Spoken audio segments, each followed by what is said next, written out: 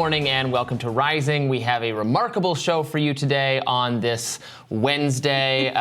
It's a typical Wednesday, I guess. I work pretty hard on Wednesday because I write my newsletter, which gets released on Thursday, which will be about what's happening on TikTok. So I'll have a radar on that tomorrow. And why else do you work hard on Wednesday, Robby? Because I'm planning for Dungeons and Dragons.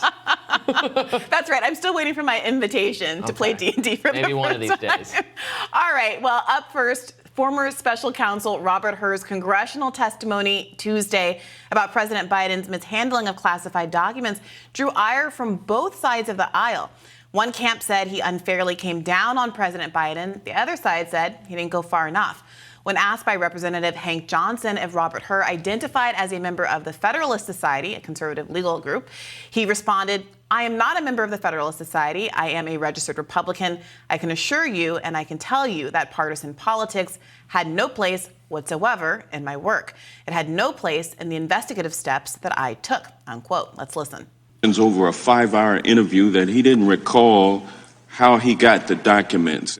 Congressman, I reject the suggestions that you have just made. That is not what happened. Let me move on. Partisan You used your report to trash and smear President Biden because he said in response to questions over a 5-hour interview that he didn't recall how he got the documents.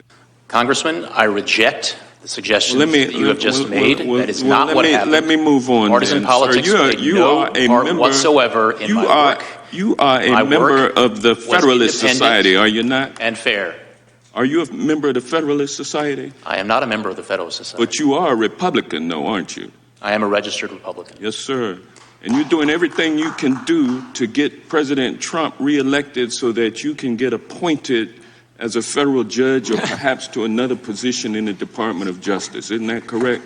Congressman, I have no such aspirations, I can assure you, and I can tell you that partisan politics had no place whatsoever in my work.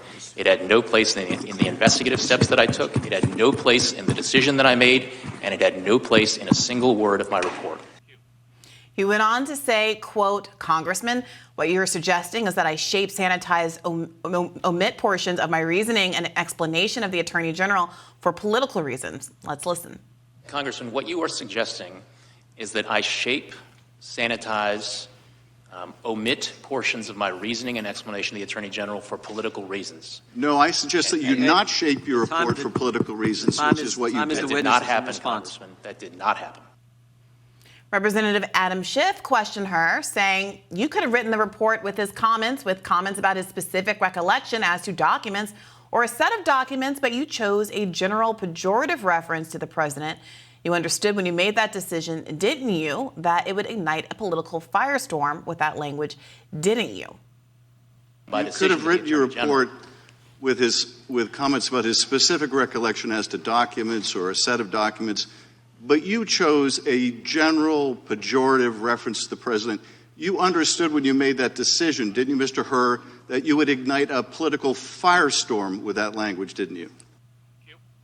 The contentious back and forth over the report continued. Let's listen to Pramila Jayapal's response. And we conclude the evidence is not sufficient to convict, and we decline to recommend prosecution. I was just going to get to that. And you concluded that, quote, "the evidence is not sufficient to convict, and we decline to recommend prosecution," end quote. Those are your words in the report, correct? Those words appear in the report. Thank you. Further, Representative Tom Tiffany said, "So I want to thank you for the work that you did as far as you could, but unfortunately you are part of the Praetorian Guard that guards the swamp out here in Washington, D.C., and Joe Biden is part of that company of the elites." Let's listen. So I want to thank you for the work that you did as far as you could. But unfortunately, you are part of the Praetorian Guard that guards the swamp out here in Washington, D.C., protecting the elites. And Joe Biden is part of that company of the elites. Maybe it's the inner contrarian in me, but the more Robert Hur gets attacked from both sides of the political aisle, the more I appreciate the job that he did, frankly, in this matter. Is that crazy? I think he's kind of handled this all well and professionally. And people are mad that he didn't say Joe Biden is the greatest person ever and he should be reelected and his memory's perfect and he has all his cognitive faculties on one side, and on the other side they're mad that he didn't say Joe Biden was down there in the crack den with Hunter Biden, lock him up. Like, it's crazy. Yeah, I mean, it's easy to forget that this is a report about whether or not Joe Biden is kind of legally culpable for having taken these classified documents, and that, in fact, Hur's report exonerates Joe Biden, like lets him off the hook for the substantive legal issues that he was up against. However, part of that rationale was that Joe Biden seemed more like someone who was forgetful and didn't know what he was doing and couldn't keep track of what he was doing, as opposed to someone who was acting with malicious intent. And as we read yesterday, Hur specifically said in his opening statements that he included that language about Biden's state of mind because this is a case where state of mind goes right to the legal merits of it. And that he had to provide some explanation, obviously, to a conservative audience who was going to be perturbed that Biden was getting left off the hook for something that Trump was also investigated for. Yeah. And that he needed to provide some grist for why he made that decision. But in a world where you have to explain that, what other way do you do that other than to say, I mean, the guy took the documents. You can't say, no, he didn't take the documents. You have to provide an explanation for why you don't think he's legally culpable. What is there apart from going to his state of mind? Especially given what's going on with Trump. Yes. You do have to explain why it's different vis-a-vis the other presidential candidate. Exactly. And what Democrats are really mad about is that they have a candidate who has been so criticized for public moments of forgetfulness, losing track of where he is at the State of the Union recently, mixing up the names of presidents and the like, and countries. That he is in countries, and that is why he is under scrutiny. And people are questioning whether or not he's mentally fit to be president. They're mad about their candidate choice, not about anything that Robert Hur said. Yeah. And I think we almost glossed over this a little bit yesterday, and then I saw some further discussion about it on social media. It's now pretty well established that President Biden, to be charitable, mischaracterized, perhaps tried to deceive people in what he said about the conversation with respect to his son, the death of his son. He said that, I mean, he got mad. According to him, Robert Hur brought this up and he said, what the hell business of it is his? Remember that quote? Yeah. But now we can see very clearly from the transcript that it was Joe Biden who brought up that subject, who invited further questioning about it by bringing it up, probably in an effort to make himself come across as even more sympathetic. Remember that I lost my son, which that's a fine thing to do. But then later to say that, like, out of nowhere, that caught up and I was put on the defensive and how dare he do that, that is just manifestly not how it unfolded. That's right. He brought it up, one, as kind of a time marker, because, he remembers that he was preoccupied, that he was sad, that he was dealing with something else at the time when he's trying to figure out if that was happening at the time when he might have taken these documents as a kind of excuse. So yes, he brought that up to try to make it a sort of exculpatory moment for himself. But in doing so, he couldn't actually remember if his son's death happened at the time he was leaving office, which it wasn't. Right. It was happening in 2015-16, and we're talking about the events that are happening when he was getting out of office. And so it's on Joe Biden to explain why he kept mixing up, when was I vice president? When did my presidential term start?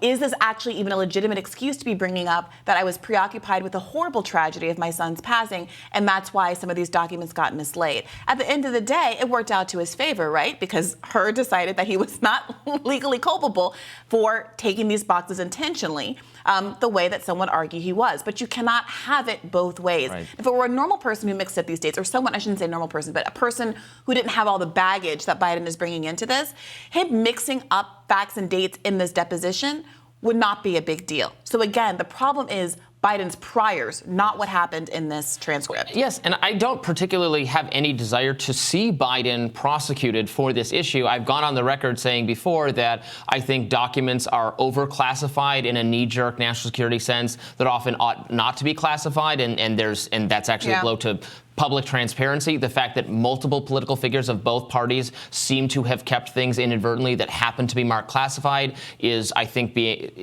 actually just speaks to the fact that everything is classified too much to not actually guard state secrets, but to guard potential embarrassment, or just that it's a habit of government officials to say, nope, you can't, has to be redacted, this couldn't be released to the public, even if it's perfectly harmless. So I would rather actually attack that tendency of the federal government than go after people for fairly harmless slights that are just being committed all the time by all of our political figures. But you've brought up that there are cases of people of less political significance absolutely being prosecuted for similarly inadvertently mishandling classified documents. So I would like to see some fairness for everyone on this front, but it's fine that they decided not to bring charges against Joe Biden, but the explanation that Robert Hur offered, even if it's politically damaging, seems totally worth it to me, especially given that Joe Biden himself said something that was not true about the conversation. Yeah. And Democrats, they're trying to say, oh, you're a member of the Federalist Society, which wasn't even true, so we should discount you. That was some pretty shameful stuff. It's beside the point. I'm no fan of the Federalist Society, but that truly was beside the point. All right, let us know what you think. Stick around. We've got a great show for you coming up next.